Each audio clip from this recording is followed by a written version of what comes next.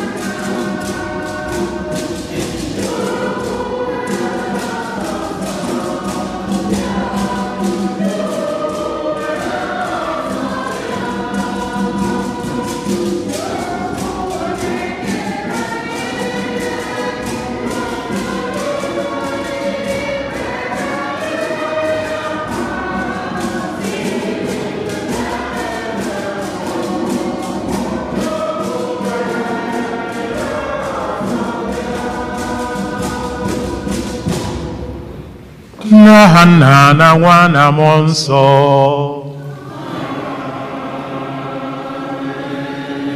Udo dịlụnụ.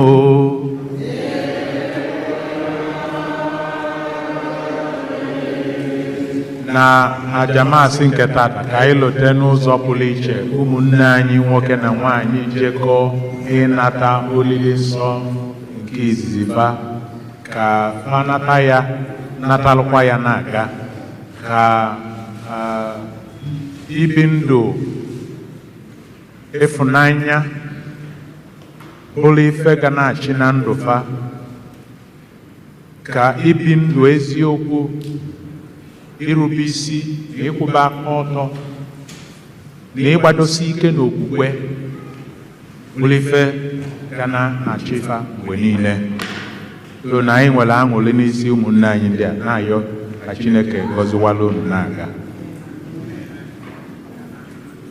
Anyị gbakọnatakwazịala ikene Chineke maka ọgọ na afọ ọma ya n'ebe anyị nọ, ka anyị enwere ike ịkọwapụtacha. Na-elote n'ụzọ pụrụ iche ụmụnne anyị ndị rapụrụ ụwa, ka okwukwe fa nwere n'ebe Chineke nọ mgbe anyị na fa nọ bụrụ ife ga-enyezere fa aka ịbanye na ya bụ ndụ ebe ebe nke Chineke kwere anyị na nkwa. Anyị na-ayọzi ka mmemme nke olileanya maka ọmụmụ nke onye nzọpụta anyị Jesu Kristi nweta udo, iliko n'otu, agamniru, nchekwebe, obi nwanne n'etiti anyị, iji kwado onwe anyị ọfụma maka emume nke Eucharistia n'ụwa. Ka anyị nyochie na akọ na uche anyị ebe anyị si mejọọ Chineke, ka anyị yọọ mgbaghara.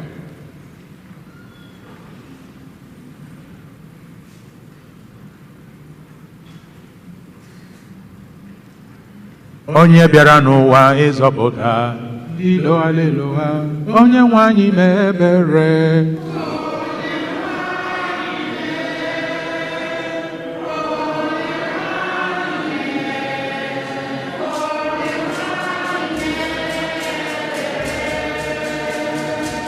Onye nọ n'aka nri na-ayatala anyị ayịyọ. Kristi mee ebere.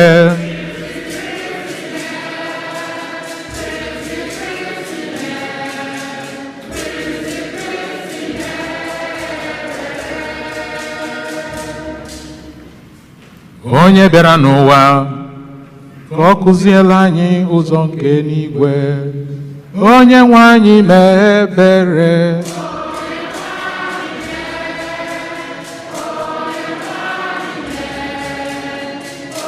Onye nwe anyị mee ebere. Ka Chineke ji ike niile meela anyị ebere, gbaghara anyị njọ anyị, duru anyị na ndụ ebe ebe. Ka anyị yọọ ayịyọ.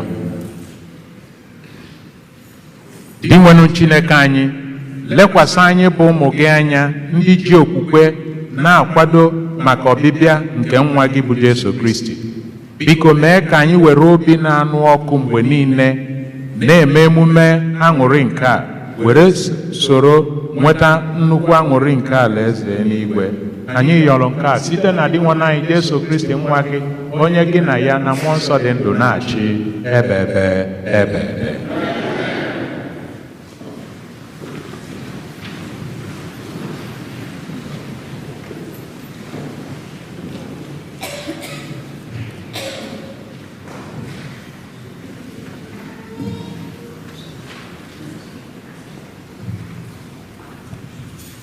Ihe ọgụgụ ewetara n'akwụkwọ onye amụma Aịzaya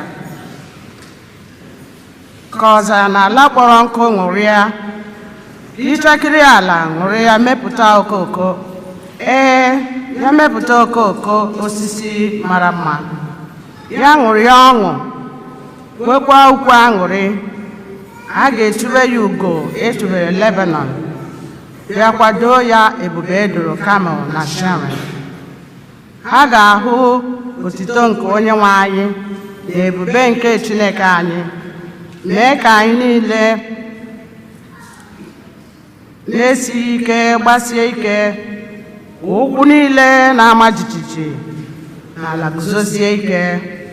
Ma gwanụ ndị obi ha na-ada mba, si nwee na obi si ike, egwu atụla ụnụ. Lee n'anya, Chineke ụnụ na-abịa. Ịbụ ọbọ na ịkwụghachi ụgwọ nke Chineke na-abịa. ọ na-abịa ịzọpụta unu. Mgbe ahụ ka a ga-eme ka ndị ìsì hụba ụzọ,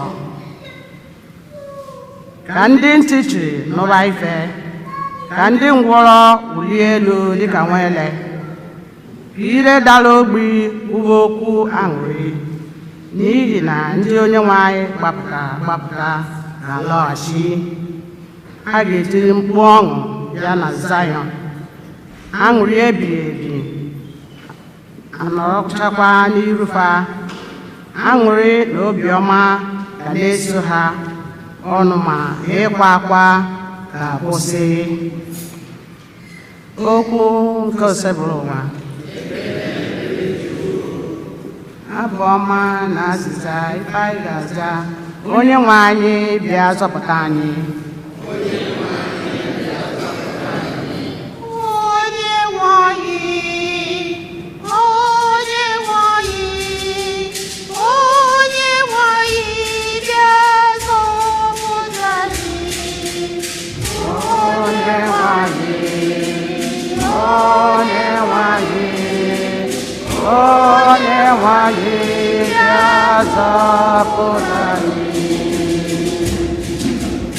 Ọ bụ ya na-edobe nkwa o kwere ruo mgbe ebighị ebi. Ọ na-enye ndị a na-emegbu emegbu ihe ruru ha. Ọ bụ ya na-enye ndị agụụ na-agụ nri. Ọ bụkwa Onyenwe anyị na-eme ka ndị eji nwere onwe ha.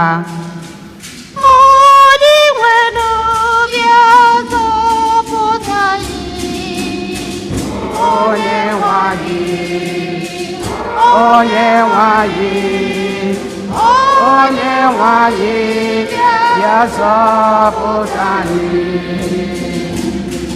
Onyenwe anyị na-eme ka onye ìsì hụba ụzọ. Ọ na-ekuli ndị dara ada elu. Ọ bụ Onyenwe anyị na-echekwawa onye ọbịa. Ọ bụkwa ya na-egbo mkpa nwaanyị isi mkpe na nwaanyị mgbenye.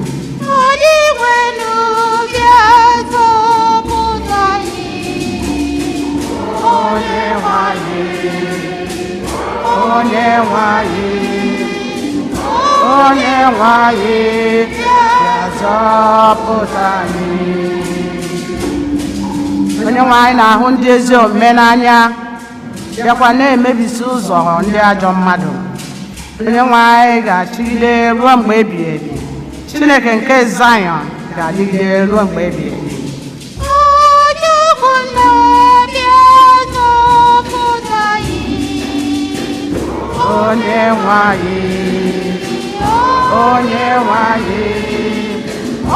Onyenwe anyị ga-azọpụta anyị.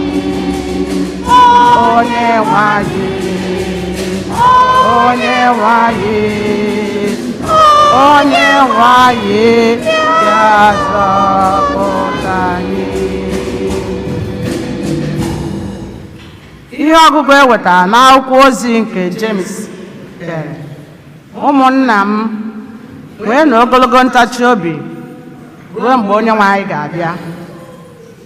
Leenụ otu onye ọrụ ubi si ewere ndidi na-eche ubi ya nche ka ọ mịpụta ezi mkpụrụ dị oke ọnụ ahịa.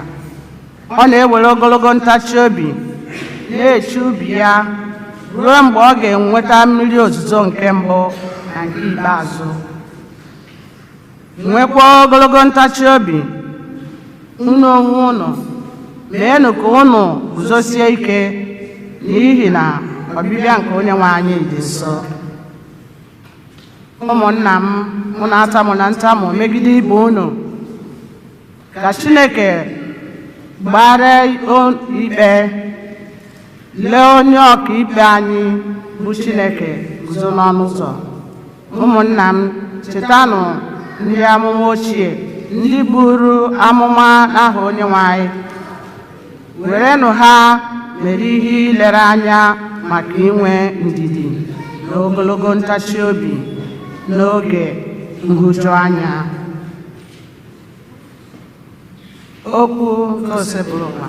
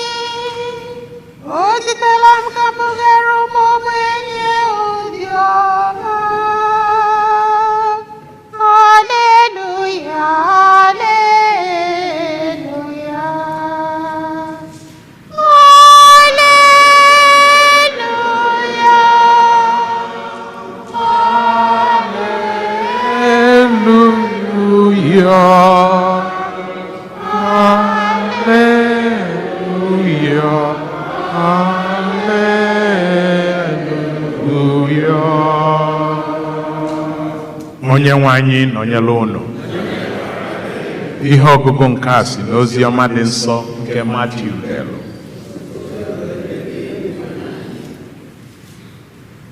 Mgbe Jọn nọ n'ụlọ mkpọrọ nụ maka ọlụ ebube niile Kristi na-alụ, o zigara ya ụfọdụ ndị na-eso ụzọ ya.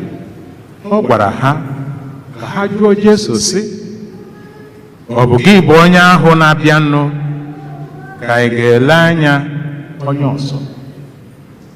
Jesu wee zaa ha sị, jeenụ kọọrọ Jọn ihe unu nụrụ na ihe unu hụrụ.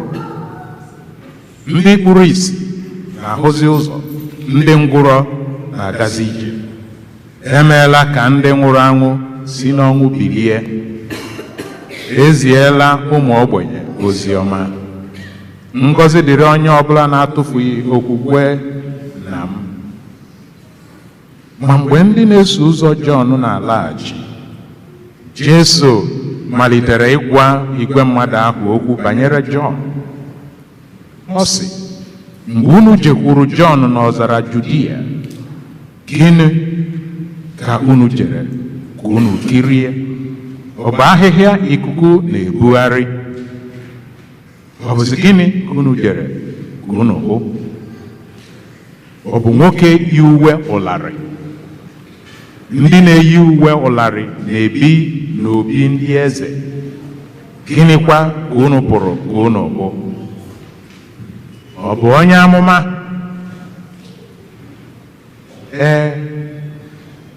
Asị m unu, ọ bụ onye karịrị onye amụma. N'ihi na Jọn bụ onye ahụ edere ihe banyere ya n'akwụkwọ nsọ sị, lee, ana m ezipụ onye ozi m ka o buru gị ụzọ gaa, onye ga-edoziri gị ụzọ tupu gị nwa bịa. N'ịgwa unu eziokwu, abịa na ndị niile nwaanyị mụrụ, ọ dịghị onye ọbụla karịrị Jọn onye omemmiri Chukwu. Ma onye dịkarịsịrị nta n'ala eze eluigwe karịrị Jọn. Ozi ọma nke Osebulu.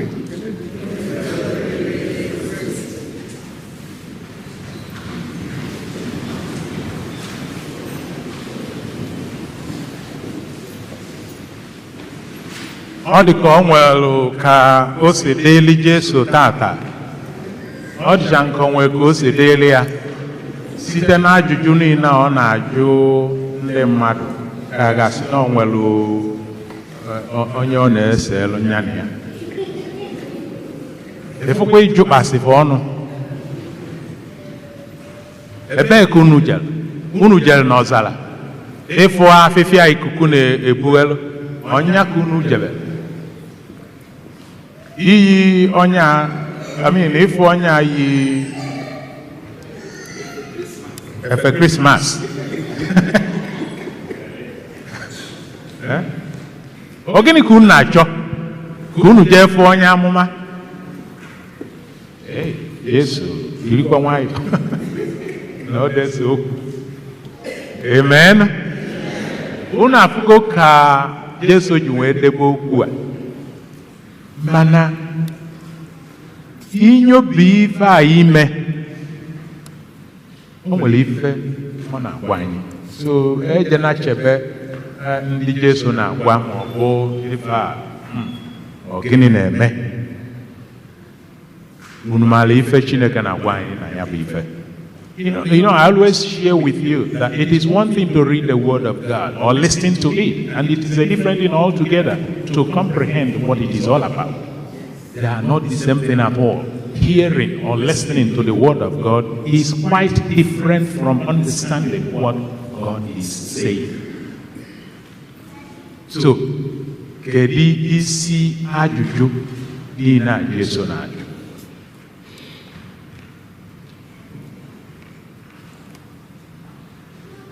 Ama m na ọ ya gbagwoju anyị anya nụ.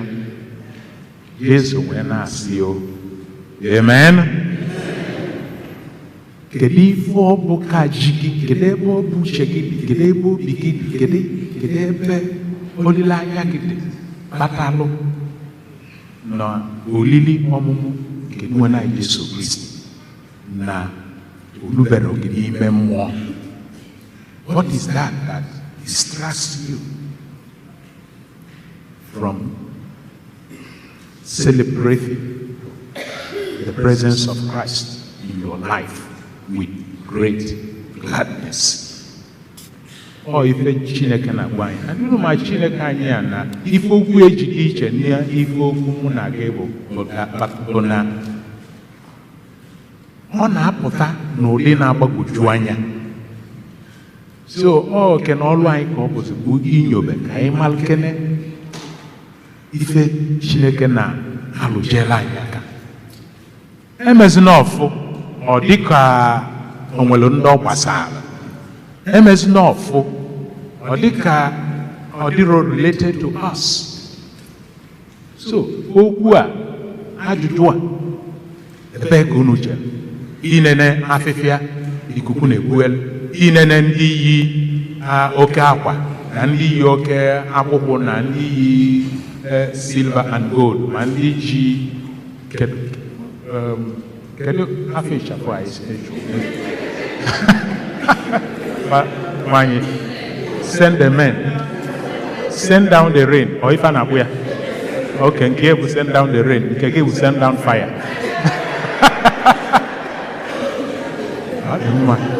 Canopy ịmakwa ndị unu bụ unu afụ gị na uche Jesu dị ya. Kedu ife unu jewele inene uche na Jesu na uche adịrị ya.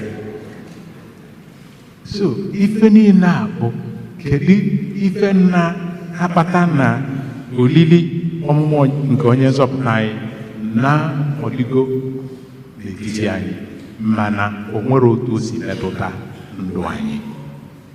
O nwelili ife kpatara na Chineke na-egosi anyị ịfụnanya ya. Ọtụtụ oge anyị nwa a na-adụ azụ.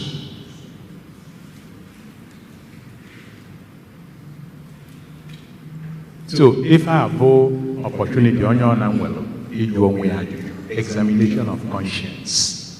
Ọ bụrụ ife a na-ekwu n'okwu Chukwu nọ obi gị ya eme gịnị ya gwa gị nke bụ ya. Amen. Onwe onye nwee ike ilotere anyị na-enepụrụ anya n'ife agụrụ, wee nwee ike ilotere anyị ife ọgụgụ nke mbụ, the last sentence there. Ajene binye anya afọ m ndị na ndị a nwere anya ufio, ịma ndị a nwere anya ufio pache na va n'anya ka egbe na aya abụba ọrụ bụ gị gụrụ. Lekwa onye gụla ife ọgụgụ na-asị na-aza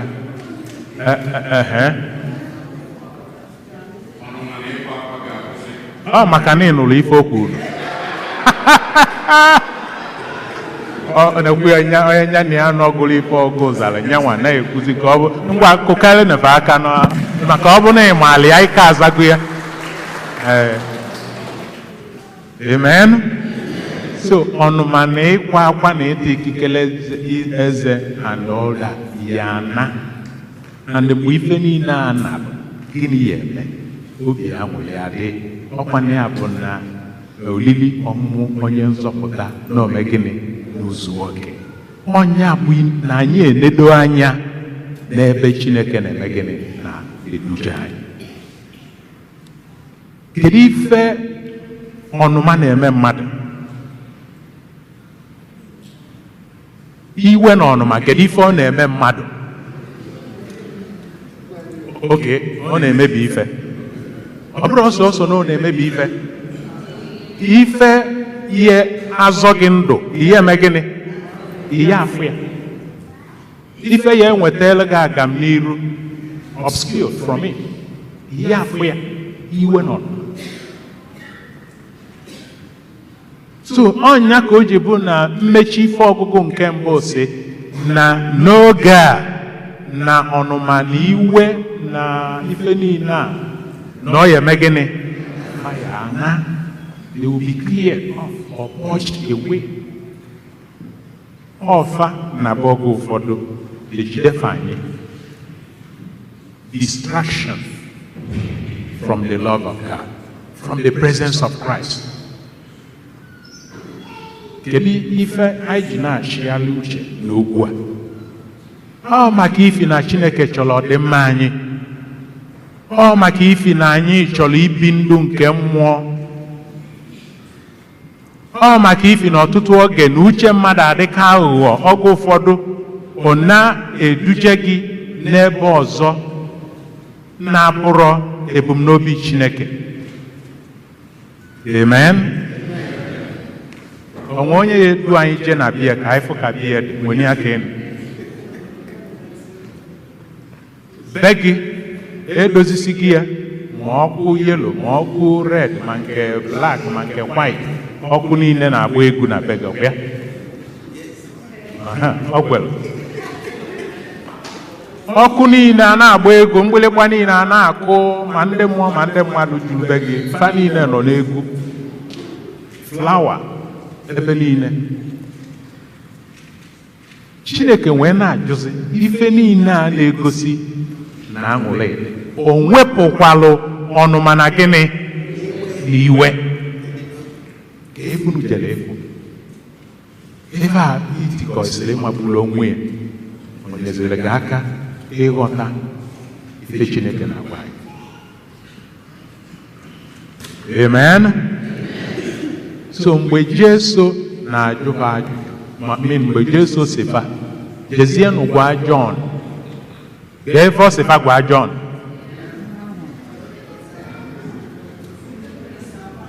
ndị kpuru isi emego gịnị? Ndị ngwụlọ fa na ọsọ na-eme gịnị? Na-emezi.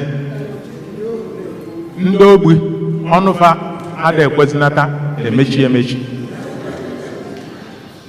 Ndị nwụrụ anwụ na-aga ije fa niile emego gịnị? Ekpuru isigo. O wee bụrụ n'oge a ọgba anyị nọ na third Sunday of Advent. Okay, we are on the verge of celebrating the presence of Christ, Emmanuel. So n'oge a nọ kịta bụ oge iwe na ọnụma kwesịrị ime gịnị? Ịnago ọnya ka Jesu jizi na ndị kpuru isi afụgo ụzọ wee na-akọwala anyị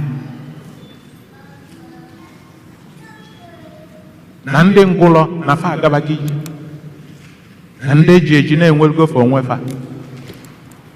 Iwe na ọnụma ejide ọzọ mmadụ oyibo na-ekwu. Again, n'okwu Chineke nọ na-abịakwute anyị n'ụdị na-abụ oge ụfọdụ o kwesị na anyị ga-enyomi anyị ime ka anyị wee fụ ebe ọ na-eduje anyị. Christ was telling the disciples of John, tell him that the lepers are now ready to celebrate the birth of Christ with joy. The lepers, they are ready. One of us, why John? And they enter Agbogofa. Ndị niile kpuru isi, onye ọbụla na-enwezi aṅụrị maka gịnị? Mmemme na-abịanụ. Ndị ngwụlọ feili achịtasịga akwa Krismas na akwụkwọ. Ọkụghọla, igotego nke nwaanyị asị fada na-aga iru ebe idoro azụ. So ifugo ife Jesu ji wee kọwa na oge ọnụma na iwe na nsogbu niile a na-enwero obi mgbaghalụ. Ife Jesu ji akọwa ife niile agago. Ị na-aya ịdalụ ngwụlọ, ịdarụ ngwụlọ, ọkwa anya gị ka anya m tupu mfọ ga-efugolo. So arụ zuru gị oke, mana spiritually o nwere ife fọlụ na ọnya ka Jesu na ọbịbịa na nkwado enyere anyị maka ọmụmụ ya na omego gịnị? O kpochapụgo ife ndị a. Amen. So ka anyị na-aghọta n'okwu Chineke because na ndị ngwụlọ afụbago ụzọ ndị isi afụbago ụzọ ndị ngwụlọ na-agbasi bọọlụ ndị nka na-eje adọra ka anyị malụ na ọ bụ ife oge a anyị nọ na ya third Sunday of Advent ife o kwesịrị ime na gịnị na ndụ anyị. Onye ka nji wee sị isiokwu tata bụ onye lụzie ya jụọ onwe ya na onwere nke ka na-eme gịnị na-adọghachi ya azụ na agha akara aka na omego gịnị na olugokwenu. O nwere ife ka ya mmezi na ya nọlụ ya bụ agha akara aka eme gịnị elie ngwụlọ unu n'ọzọkwa ya. Ofu okwu a ka anyị fụkwalụ n'ụka gara aga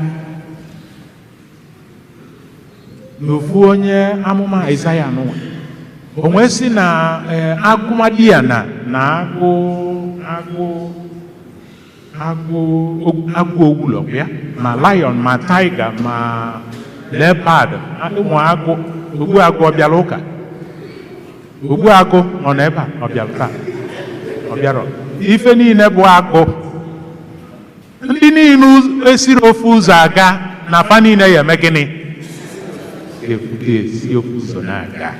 Ifugo ife ya na-eme n'oge a ifugo ife bụ na ngwụlọ na-agwụgo na ndị isi afụbago ụzọ ifugo ife bụ na-atụtego onye nwụrụ anwụ ifugo ife bụ na-ekpochapụgo iwe na ọnụma. Amen. Otu okwu Chineke si nwee chọọ ka ọ kọwara anyị ife Chineke na-alụ na ndụ anyị n'oge a ife ọ na-ewetara anyị ya ka o jiri mkpa na anyị jụrụ n'onwe anyị. Anyị bụ ndị a na-asachasị na-efichasị na-ekpochasị na-ayọchasị o nwekwara ebe ayọchapụtara anyị yes or no?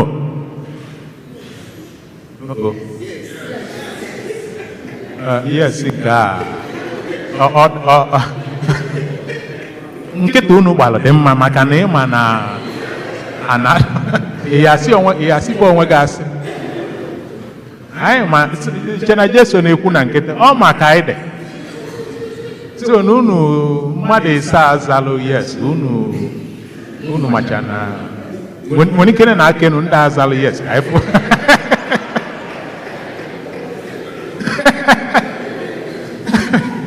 ndị azalụ yes onye na aka enu ka anyị pụ ka anyị jukwu unu nwebele anyị onye aka enu kịta ofu onye asị gị esi gị ya. So na Jesu na-agwa anyị na oge elugo ka anyị ya atụkwasị Chineke obi oge elugo ka anyị arapụzi ife talụ n'efife ka o mee gịnị ife ọgụgụ nke mgbe ebe a ka ọ batalụ patience and ọ bụrụ na just patience o kọwa anyị ọfụma ka anyị nwee ndidi legodu ka onye ọrụ ugbo ya esi nwee ndidi si atamụzina si anụzina si agbazina si akọzina. Ọ bụrụ na anyị ejiri oge a wee nwee ike ichemi echiche ime wee mara na osi taa dị mma na ọka dịbalụgbuo ọ bụ na anyị emerie ịmalụ na anyị ka a stand still ya we are not moving an inch na anyị ka nọ na superficial level of celebrating the birth of Christ. Nothing has touched us. Ma ọ bụrụ na iwe na ọnụma na ọka dị amakwa ndị anyị esibega ejebe onye ọ bụrụ na anyị ka na-akpagbu mmadụ maka ọnọdụ gị na ịnọkwatalụ ọ bụrụ na ị na-eli nke gị lie nke mmadụ ọ bụrụ na onye imewapụla obi na o metụtabere gị ka imezie ịka kpuru isi ịka dara ngwụlọ ịka na-achọ ebe nwoke ma nwaanyị yi nnukwu akwa nọ. Amen. Ụfọdụ ya na-asị Father, you are making up things. Ọ bụrụ eziokwu ife niile abụ ife dị n'akwụkwọ nsọ. I'm only putting them together. So these are not my words. ọ bụ na mama gị ma papa gị na-ekwu ofu ị ka na-ekwu ịbụa akwa krismas iyi onwe ụdị ihe ọpụta flawa ma kedu afịa ị gotelu nye meaningless. You see the spirituality of the Advent season in anticipation of the birth of Christ. Ọ bụ na ị ka na-amụnye ọkụ, ị nọ ebe a na-amụnye ọkụ, ị nọ ebe a mana ọkụ ị na-amụnye ọ ka na-emu gidigidi ebe Jesu na-asị na-emenyugo ife niile a ị bịa na-eme na aṅụle anyị na-amụnye ọkụ. N'ikpeazụ anyị oge gara aga anyị nwere penance service. Then I had to tell the people the passage of the gospel. Jesus, ọ bụrụ na ijelu inye onyinye gbala egwu na-abịa wee lote n'ebe a ị chọrọ inye onyinye wee fụ na gị na nwanne gị nọ n'okwu ka ife Jesu kwuru rapụ onyinye gị jegoro ka unu doziche ibulu onyinye gị wee mee gịnị mana biko ịya ka bulugodo ụzọ onyinye ya bụ onyinye maka ị nwere ike unu jebe ndozi naghị edozi pụta nyerozi onyinye inyere onyinye na-edozikwa oge ọba ife ndị so onye bịa nnọọ nyegodo onyinye kama emechi okwu nọ na kọt eri oge nya ka yara eji nye onyinye ịma na ọnwa ọzọ ya na-enye onyinye mana Jesu nwere ife ọ na-ekwu ọ bụ ife uche mmadụ adịka somehow ka anyị mepụ olu Chineke obi adị anyị mma ọkwa ya Chineke asịghị na ọkpọnụ n'imezi ọdịmma gị na mmadụ ibe ya ndị nọ wee na-emezi ọdịmma gị na ya. But we always turn it the other way around. Which is very wrong with our spiritual life and faith. Something is wrong. Ichenu ga echiche ife o ji bụ na sọsọ n'ime iwu niile Chineke nyere sọsọ ịtọ bụ maka anyị na Chineke ịsa ndị ọzọ bụ anyị na ya, which means we have more work to do for ourselves than for God. Ịmụnye ụlọ mmadụ ọkụ si niile jee nkwupụta imenyugo ụlọ ịmụnyere ọkụ tupu ijebe ọnya ka Jesu ji si rapụ onyinye gị jegodu jee na uche ya dịrị ya ijezie nkwupụta obi adajụọ gị ọkụ a na-enwu ọ na-abụ ya bụ ife chi. Amen. Ka Chineke nyere anyị aka anyị mara na oge a bụ oge eji alụ arụ if one time anyị na-etek dozie set ya up everything. Let us transmit this effort to restoring, reconciling our differences in our marriages, in our families, in the church, and at various places of work, and in our country. May God bless us through Christ our Lord.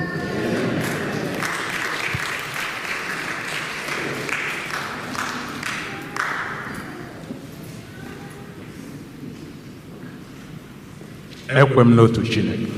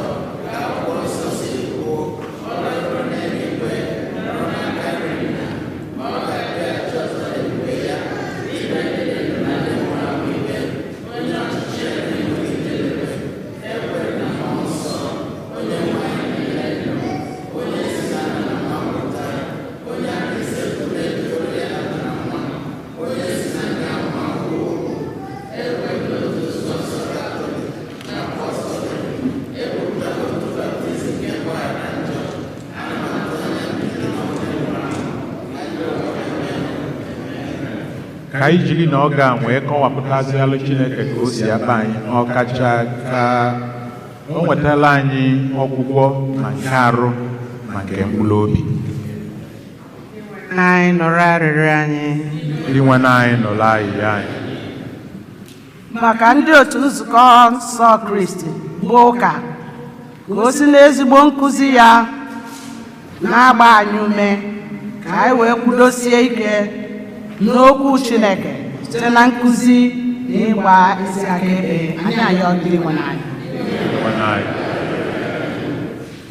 Maka ndị isi ọchịchị, ndị ọkaikpe na ndị na-emebi iwu, ka ha nweta amamihe zuru oke n'aka Chineke na ezi ọgụgụ isi, ka ọ dị mma onye ọbụla na-emetụ ha aka n'obi oge niile. Anyị ayọ gị nwe anyị. Maka ndị niile na-elekọta ndị ọrịa, ka Chineke nye ha obi umeala na ndidi ha ga-eji lụọ ọrụ ha, ka Chineke site n'ezi ọrụ ha wetara ndị ọrịa ọgwụgwọ nsọ na arụ nke mmụọ. Anyị ayọ gị nwe anyị. Ndị nwe anyị nụrụ ayịya anyị. Maka ndị niile oge ọnwụ ha na-abịa nso, ka Chineke gbaa ha ume, nye ha ike nke mmụọ, ma gosi ha ezi obi ebere. Anyị ayọ gị nwe anyị. Ndị nwe nụrụ ayịya anyị. Maka ọgbakọ okwukwe anyị na St. Eugene baru Kristi n'oge nke anyị na n'ebe nke anyị, ka anyị na-enwe mmụọ inyere ndị ọzọ aka, obi ebere n'ebe ndị agbata obi anyị nọ, ka mkpa ndị agbata obi anyị na-emetụ anyị n'obi oge niile. Anyị ayọ gị nwe anyị. Ndị nwe anyị nụrụ ayịya.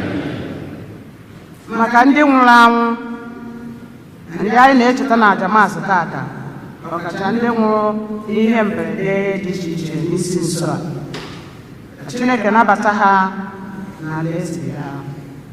Anyị ayọ gị nwe anyị. Anyị nwee na-ayọzi ka Chineke maalụ ka o si aba anyị, meela anyị ife ndị anyị kwubutere, ya mekwala anyị karịa ka anyị yọrọ site na Kristi inwe anyị.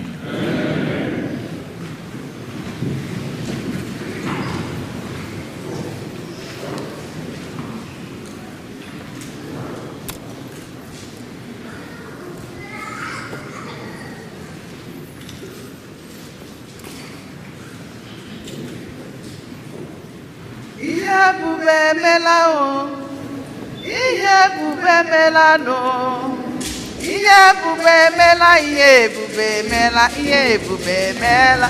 Kele ya, o kele ya, iko kele ya o kele ya iko kele ya onye nwere ndụ kelenu ya. Kele ya onye gọziri, kele ya. Ihe ebube emela, ihe ebube emela o, ihe ebube emela n'ụwa, ihe ebube emela, ihe ebube emela, ihe ebube emela. Kelenu ya, o kelenu ya o, biko kele ya onye nwere ndụ, kele ya o. Biko kele ya onye gọziri, kelenu ya.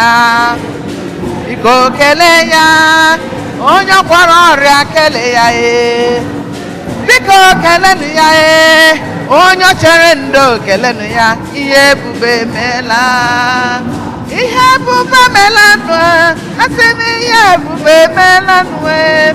Onye na-eme mmanụ mmanụ ofesa nwanyị ngọzi ya ihe ebube emela, ihe ebube emela, ihe ebube. O kelenu ya, biko kelenu ya. Ọ na-abịa n'ebube, ọ na-abịa n'ebube, anya dị nsọ ga-ahụ ya ọ na-abịa n'ebube. Ụmụ Chukwu ga-aṅụrị ọṅụ, ọ na-abịa n'ebube, ọ na-abịa, ọ na-abịa, enwe anya dị nsọ ga-ahụ ya ọ na-abịa n'ebube ụmụ Chukwu ga-aṅụrị ọ na-abịa n'ebube asị m na ọ na-abịa n'ebube o Jizọs na-abịa n'ebube ịma na anya dị nsọ ga-ahụ ya ọ na-abịa n'ebube ụmụ Chukwu ga-aṅụrị ọṅụ ọ na-abịa n'ebube ọ na-abịa Jizọs na-abịanụ onye nsọ na-abịanụ nwa Chukwu na-abịanụ na-abịa n'ebube ewo anya dị nsọ ga-ahụ ya na-abịa n'ebube ụmụ Chukwu ga-aṅụrị ọ na-abịa ọ na-abịa ọ na-abịa Jizọs na-abịa ọ na-abịa n'ebube ewo anya dị nsọ ga-ahụ ya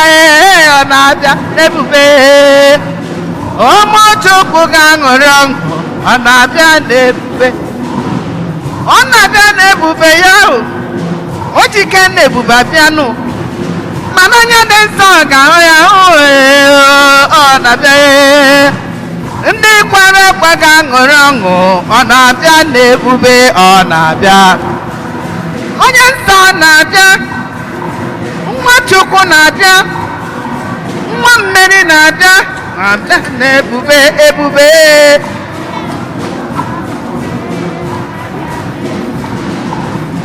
ọ na-abịa n'ebube ya o ji ngọzi ya na-abịanụ o ji ejima na-abịa o ji nzọpụta ụwa wee bịa anya dị nsọ ga-ahụ ya na-abịa n'ebube ụmụ Chukwu ga-aṅụrị ọṅụ ọ na-abịa n'ebube ọ na-abịa onye na-agwọ ọrịa na-abịa papa anya dị nsọ ga-ahụ ya ọ na-abịa n'ebube ụmụ Chukwu ga-aṅụrị ọṅụ ọ na-abịa n'ebube anyị nwere nne dị mma anyị nwere nne dị mma anyị nwere nne dị mma nne dị mma bụ eji mmarị ya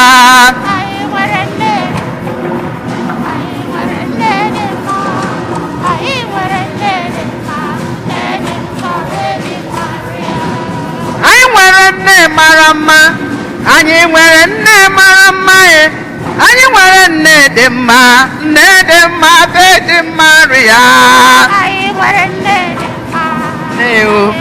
nne mama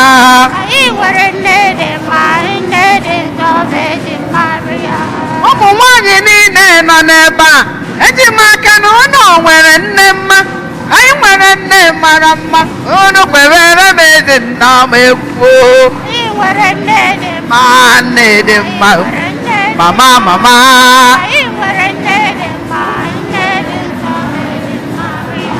ICWO eji m aka na unu nwere nne onye nwere nne mara mma biko gbawara n'ezi nna ma ekwu ọma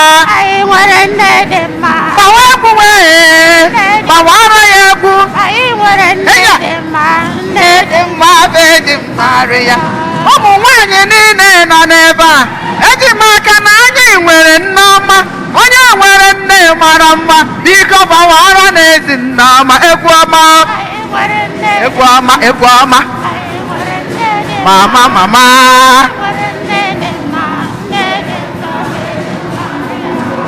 enwere m nne mara mma ị nwekwara nne mara mma anyị nwere nne mara mma nne dị mma bụ eji mmarị ya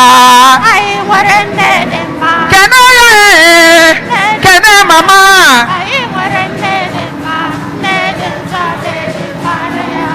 were nne mmeri mere nne were nne mmeri mere nne ị were nne mmeri mere nne ọ ga-eji gị mere nwa were ya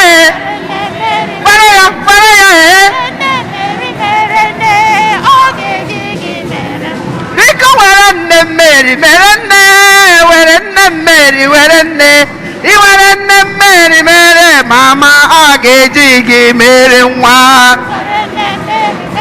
were ya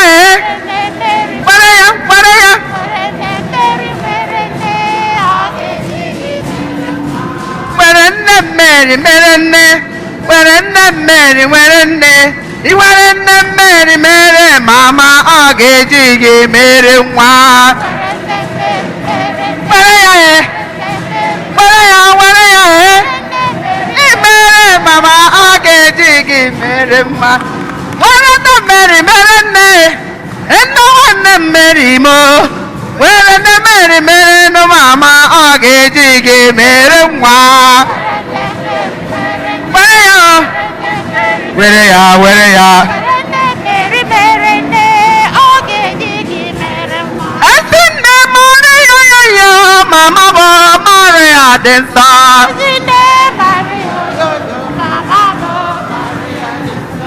ezi nne Maria ya mama Maria ịmaka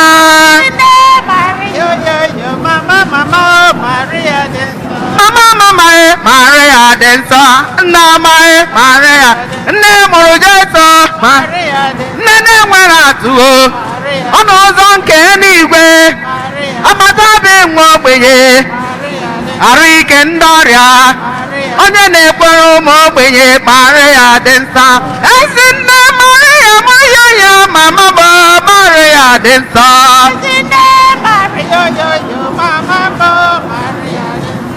ezi nne Maria ya were ụmụ gị nye Chukwu n'aka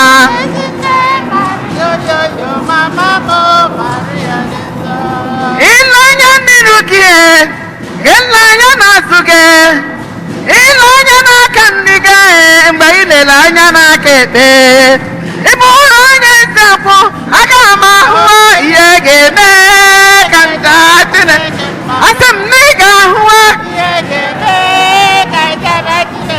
arụ ike gị ga-abụwa onyinye o nyere gị ga-abụwa ụmụ gị ga-abụwa ịmana ezinụlọ gị ga-abụwa agbata obi gị ga-abụwa onye ọrụrụ ga-abụwa ọrịa ụgbọrọ gị ga-abụwa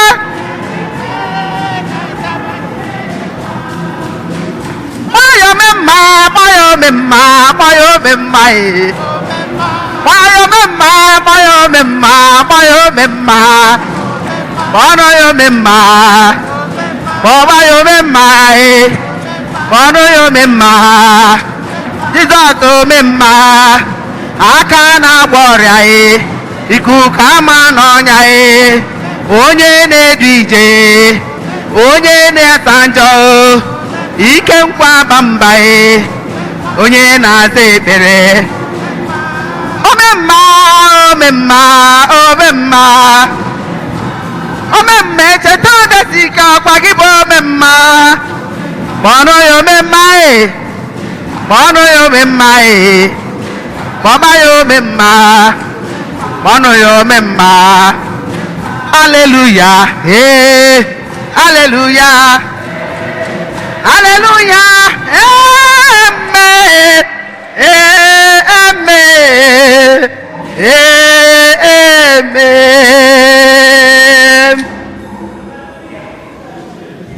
Yọba na ụmụnna m ka aja mụ na unu na-achụ bụrụ ife ga-asọ Chineke ji ike niile na-alụ nnụ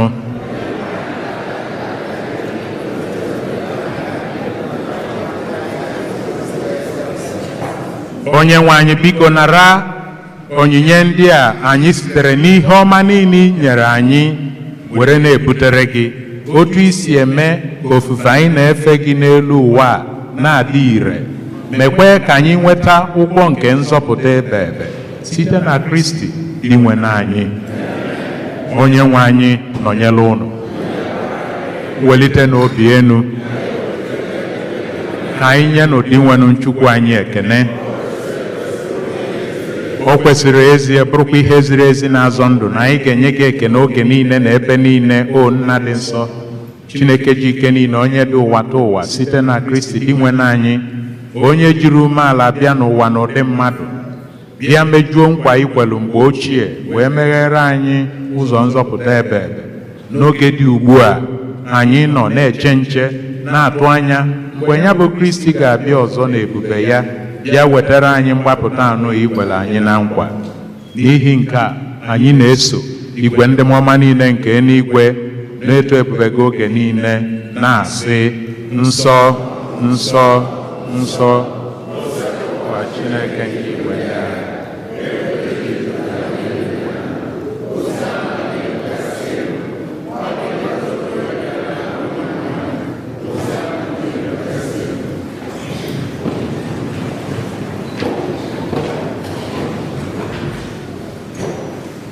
Nna anyị dị nsọ ezie, sọ gị na-edo ihe dum nsọ. Anyị na-ayọ ka ido onyinye ndị a nsọ site n'ikwuhasa ha mmụọ gị, ka ha wee ghọrọ anyị ahụ na ọbara ka onye nwe anyị Jesu Kristi, onye bịara tupu edunye ya n'ọnwụ nke o jiri aka ya were nara, were achịcha nye gị ekene na otito, nyawaa ya nye ya ụmụazụ ya sị, naranụ nke a, rienụ ya unu niile, nke a bụ ahụ m nke a ga-eduru nye maka unu.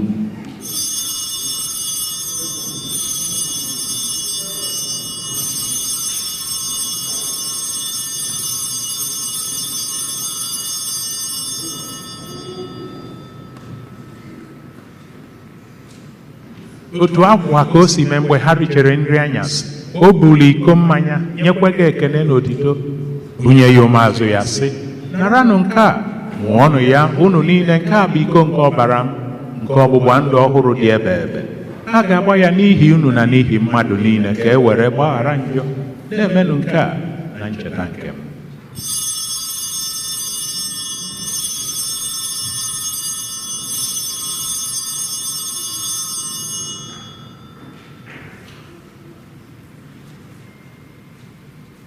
Ka anyị kwupụta na ife omimi nke okwukwe anyị na-eme ugbu a.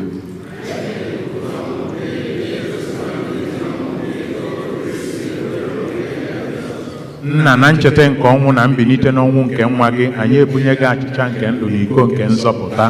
Anyị na-ekene gị n'ihi na ikwere ka anyị dị mma ịhụrụ n'ihu gị na-efe gị.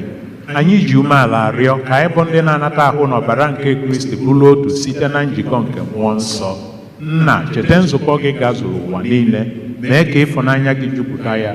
Gọzie popu anyị bụ Francis na bishọp anyị bụ Jose Gomez na ndị ofufe ọlta gị niile. Chetakwa ụmụnne anyị ndị ji okwukwe wee gaba n'ezumike nke ọnwụ. Kpọbata ha na ndị ọzọ niile nwụrụ anwụ n'ihe nke ebube gị. Biko meela anyị niile ebere ka anyị soro Virgin Maria dị ngọzi, nne nke Chukwu, na ndị apọstụl na ndị nsọ gị niile ndị mere uche gị n'ụwa wee keta ndụ ebe. Ka anyị sorokwe ha na-eto gị na-edo gị ebube site na Jesu Kristi nwa gị.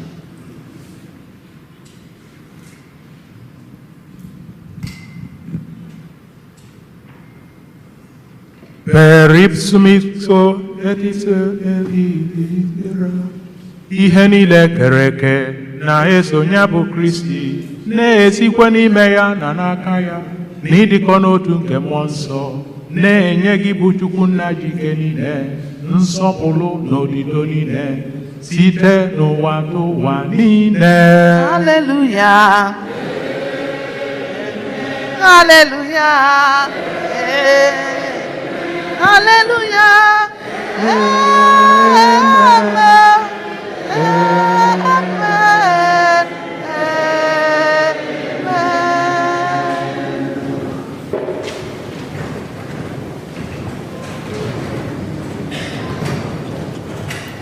Recepite salutaribus moniti et divina institutione formati audemus dicere.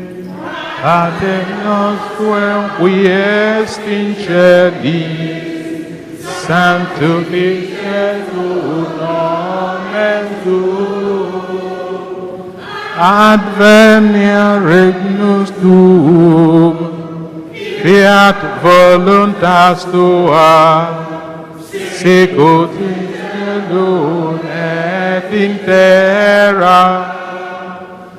Panem nostrum quotidianum da nobis hodie, et dimitte nobis debite nostra, sicut nos debitibus debitoribus nostris, et nos inducas in tentationem, sed libera nos a malo. Libera nos quesumus Domina abominibus malis, da propitius pacem in diebus nostris, ut per misericordiae tui aduiti, et a peccatosinus semper liberi, et ab omni perturbatione securi, expectantens vietas spem, et adventum Salvatoris nostri, Iesu Christi. Quiatum et regnum et potestas, et in gloria in saecula. Onye nwe anyị Jesu Kristi, onye gwara ndị apọstụl gị, udo ka m na-arapụrụ unu, udo nke m ka m na-enye unu. Enekwana anya na njọ anyị, kama na-ekwesị anya n'okwukwe nke nzukọ gị. Nye ya udo na ịdịkọ n'otu mgbe niile ka uche gị siri chọọ, ịbụ onye dị ndụ na-achị ebebe. Pax Domini si semper vobiscum.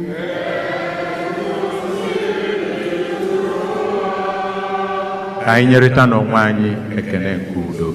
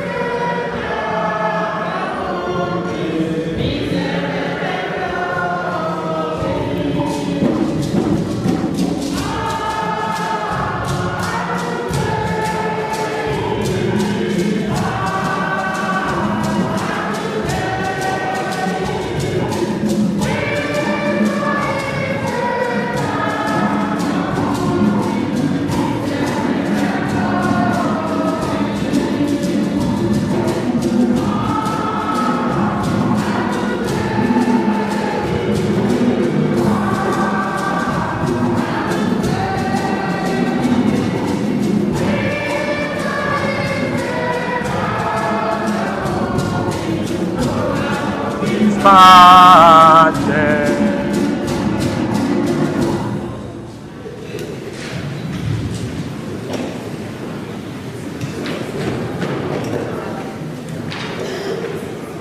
Nwa atụrụ nke Chukwu na onye na-emechapụ njọ nke ụwa, ha nwere isi ọma ozi ahụ.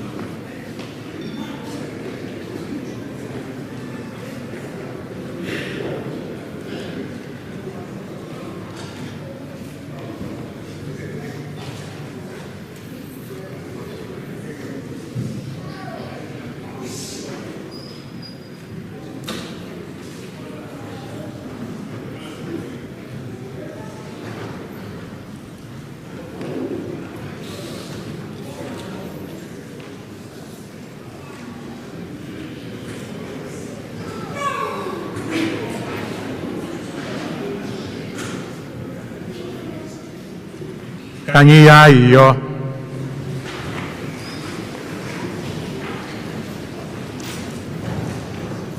Biko Onyenwe anyị, anyị na-arịọ gị mee ka ihe omimi nke a anyị na-anata ugboro ugboro nyere anyị aka n'ụwa a. Mekwa ka anyị bụ ndị bi n'ụwa nke a na-agafe agafe nwee ịhụnanya ugbu a maka ihe nke eluigwe iji keta oke n'ụwa ọzọ. Anyị yọrọ nke a site na Kristi gị nwe anyị.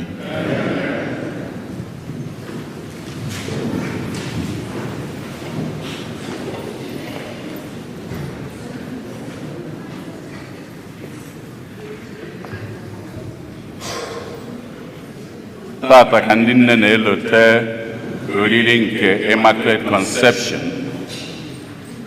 Nne anyị niile wee bụrụkwa nne nke ha n'ụzọ pụrụ iche. Kịta ha ya abịazi ka ha si abịa. Ndị kwaya onwe ukwe ha na-achọ ka unu nye ha ukwe. Anyị mee ya ọzọ.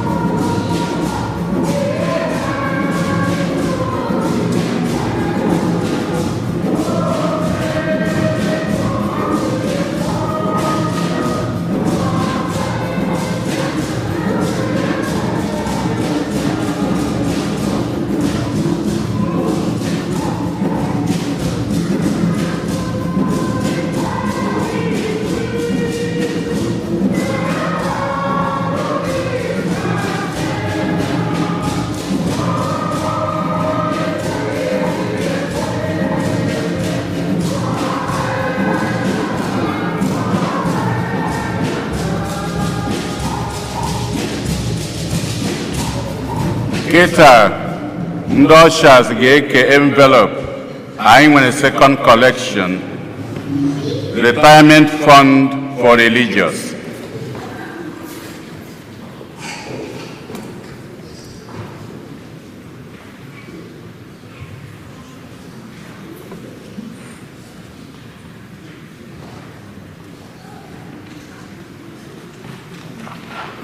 Ka ha na-aga n'iru, anyị ama ọkwa na-aga n'iru.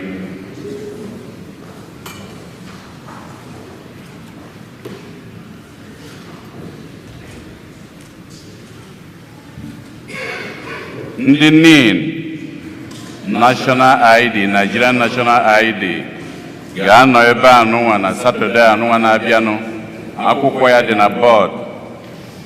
Ndị amalụ ka esi eme bụ anyị nwa. Ha dị eme working.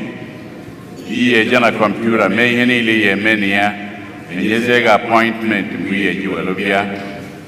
Ka anyị mekwa ya etu anwa.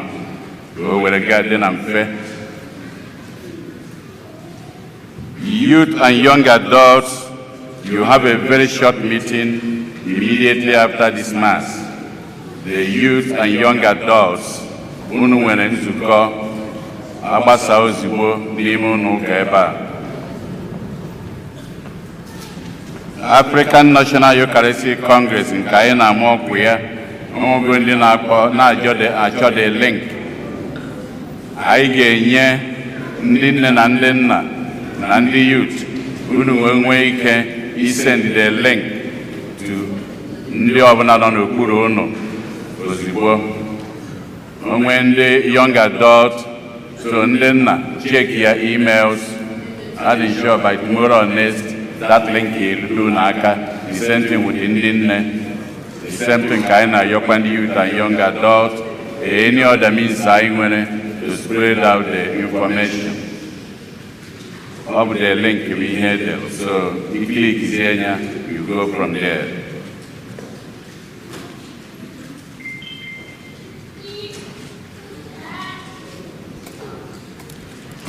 Sister Faustina on here. Nebuloto. Sister Faustina no Mamuya Rapo. Mamuya Rapo. Aga karaoke ebe anụwa Friday anụwa na-abịanụ. Anyị malụ ka anyị si eme iberuru onye nke anyị ihe metụtalụ. O metụ ọnụ, o metụ imi. Ka anyị ncha ka anyị gbaa mbọ hụ na anyị bịakwalụ. Were so ka akụ ụbọchị Friday 7 p.m. ka e nwere memorial mass. Ụzọ ọbụla abụ n'ụzọ anyị si emere ndị nke anyị ihe metụtalụ ka anyị gbaa mbọ mekwa etu anwa. Daalụ.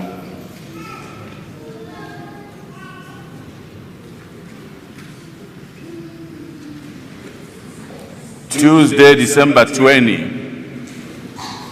a ga-enwe parish penance service confession iji wee kwadobe maka Christmas. Ya Tuesday nke anọ aga Tuesday enunye December 20, a ga-enwe parish confession ebe a, the parish penance. Ọ ga-ebido na 6:30 p.m. and ọ na-akarị ofu fada, so ka anyị gbaa mbọ bịa n'oge, ọ dịgbu oge. Ebia na-eche na ị na-eche na 7-8 kwa ebia emechana ọkamma na-ebiara n'oge 6:30 ebido ozugbo. Ọ na-akarị ofu fada ndị ụkọchukwu ha nwere ike dị 2, 3, 4, so ọ danye n'aka penance service. Ezinụlọ Ike na Rita Okoye si ka anyị kene unu niile n'ụzọ dị iche unu si gbatalụ ha ọsọ, n'ụzọ abụ n'ụzọ unu si wee gbatalụ ha ọsọ oge anụnwa nne Rita nwụrụ, nke a kara ụka na Fraịde anụnwa gara aga, na ha na-ekene unu n'ụzọ pụrụ iche. Ka Chineke were aka ya malite onye si wee kwụghachi unu ụgwọ ka ọ kwụwa ya unu.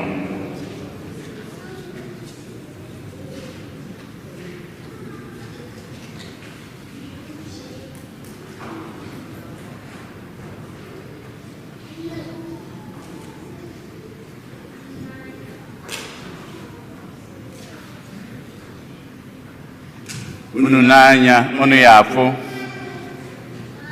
izuụka abụọ gara aga na izuụka ịtọ gara aga ụka nke fada na onwe ya kakwara ebe a tupu nke tata anyị afụ na ụbọchị anwa na tata na o nwere nnukwu ihe dị iche. Maikrofon anyị ebe ga anọ na kịta ị na-anụ ya ọkwa eziokwu? O nwere onye ada anụ ihe anyị na-ekwu? Enwere nsogbu ọbụla na maikrofon? Biko ka anyị kụpụ na ụkọchukwu na-akachi anyị aka. Ha abịaghị ebe a ugboro abụọ wee nebanye ya anya. Ọ ihe a dị iche ebe anụwa na be anyị. Ọ bụrụ na be anyị o mebiri na-aga, mana o mebie ebe a agba mbọ mụ na edoziri ihe a na-aga ọka ka o si aga. Ka anyị kụpụkwa na Fada Jude aka ọzọ.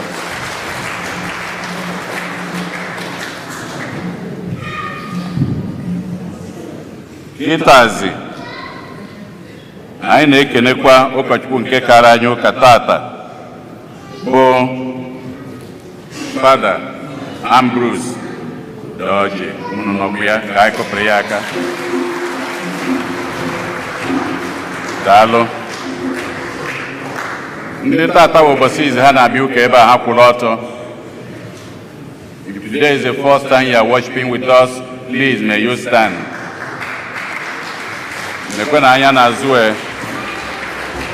Every time you are welcome to worship with us.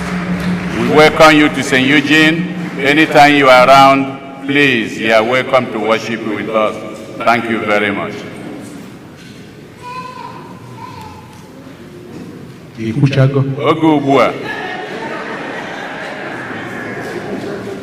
Oge ugbu a na tata ka anyị kwuru ndị niile ya aga njem n'ọnwa nke Disemba maka oriri Krismas, Hanuka, nke a bụ na nke anyị na-aga njem ya ka anyị pụta kịta ka ụkọchukwu na kọmuniti kperụ na ekpere ka anyị si eme. If you are traveling this December, this holiday coming, please come out now. Let's do it quick. If you are traveling, this is your time now to come out.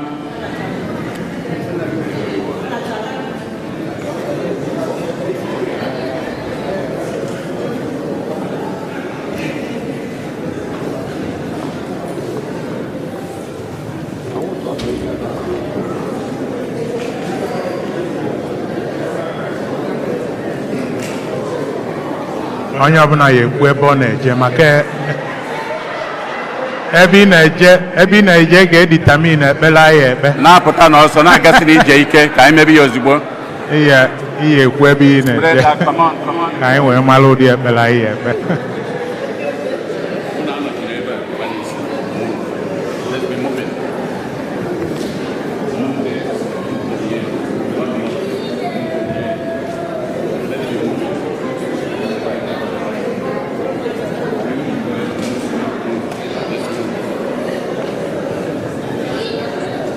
Enyemaka anyị dị n'afọ dị nwenụ m Chineke nna ji ike niile bido na eri isi nwee kee ụwa.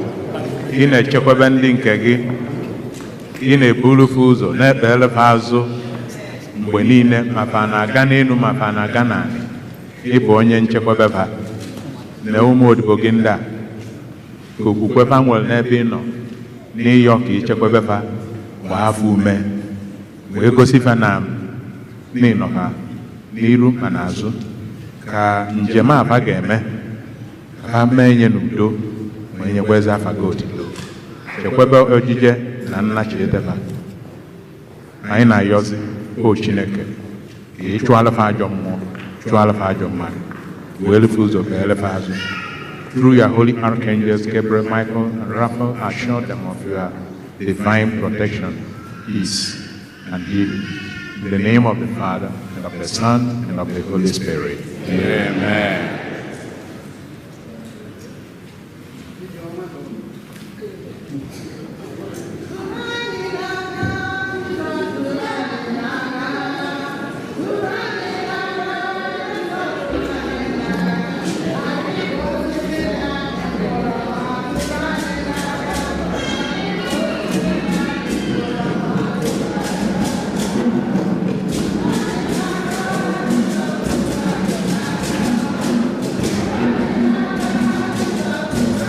n'aka sọ gị bụ osisi na-amị mkpụrụ ọma duru anyị n'aka sọ gị bụ osisi na-amị mkpụrụ ọma duru anyị n'aka. Amen. Agbasa ezinụlọ Ibe nwere snacks ụmụaka ha nwere snack n'ilo ezinụlọ Ibe anyị na-ekene onye ọbụla daalụnụ. And we thank Anthony Ikebodo for coordinating the mass and also the live stream. The live stream guys, we thank you too for making this celebration very universal. Thank you so much.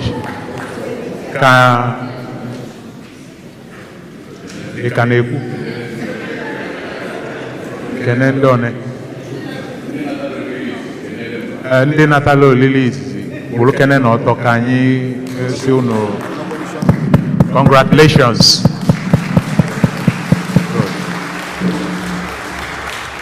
Unu mere ọfụma ka Chineke gọzie unu. You can see.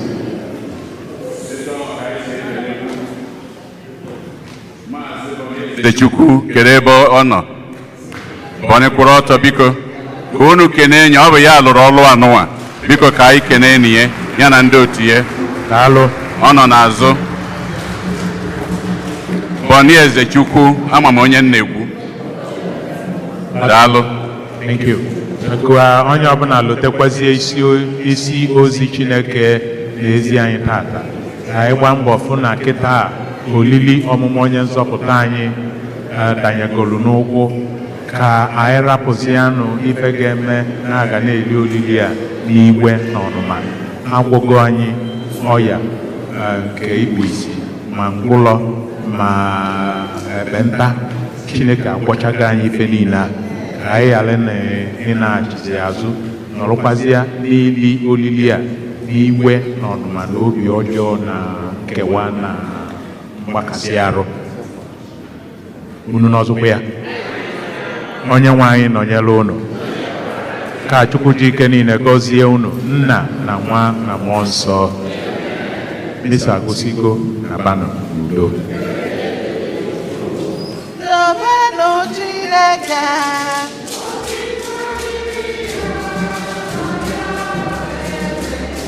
ọnọchị n'ụwa niile ga-anọ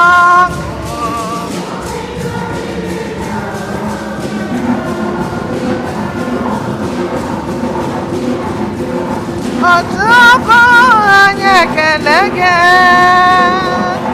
nọnye onye nwe ụwa niile tobenụ Chineke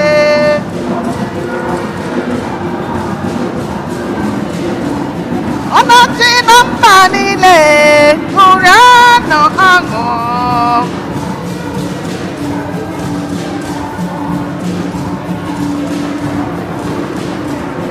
ka mmere nke dị n'ikpe kelee Chukwu bụ eze nke igwe